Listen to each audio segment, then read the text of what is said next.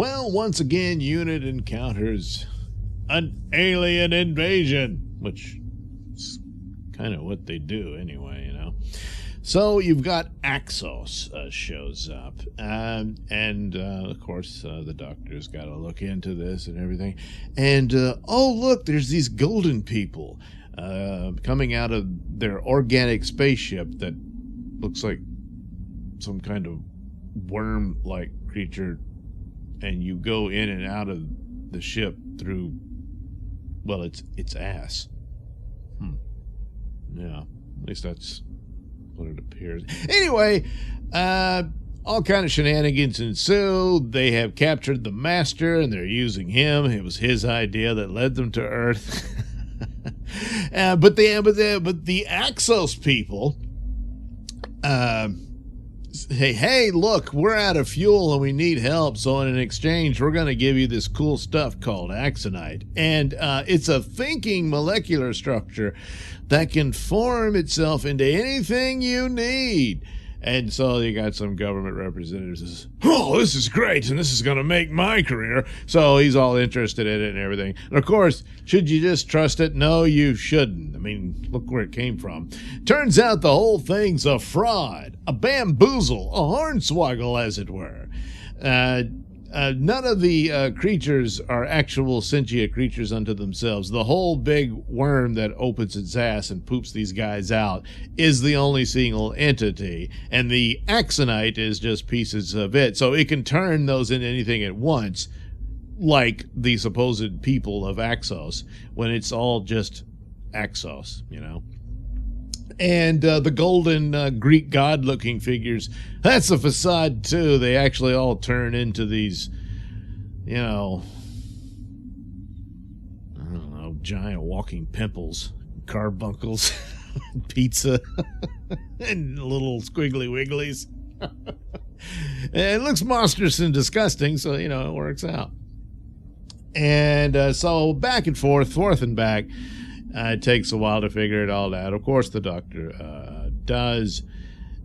Meanwhile, the master, this was all as a result of him selling out the Earth so that he could escape. And he ends up trying to use the doctor's TARDIS, and this ends up working into the doctor's advantage, where he tricks him into repairing it, because, of course, the doctor can't, with what the Time Lords did to him. He can't remember how to properly operate the TARDIS. Not that he did so well before anyway, but nevertheless, that's the deal. The master can fix it. And they take off into the Axos ship, but the Axos... Axos realizes, hey, you guys know how to do time travel. And, of course, the master could too. But so he wants the secret of time travel, because now he's like, I can feed. Because that's the whole thing. He wasn't interested in any deal or nothing. It drains the life force of the different planets it goes to. So the idea was going to wipe out all life on Earth and then move on to the next one. But with time travel at its command, well, imagine, you could eat the same planet over and over again, I suppose. Well, maybe not. So the doctor ends up tricking them and trapping them into a time loop, and there you go. But with the TARDIS repaired, now he can go wherever he wants. No, he can't. It actually, the Time Lords tricked him again.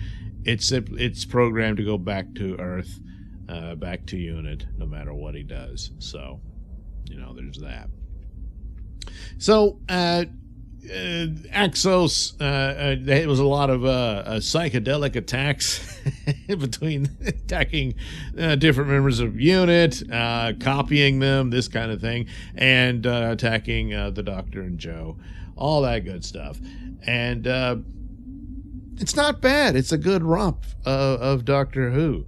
It's just the odd-looking creature, but hey, how many sentient spaceships have you encountered? You don't know. It might look like this kind of worm-looking thing that opens its ass to you.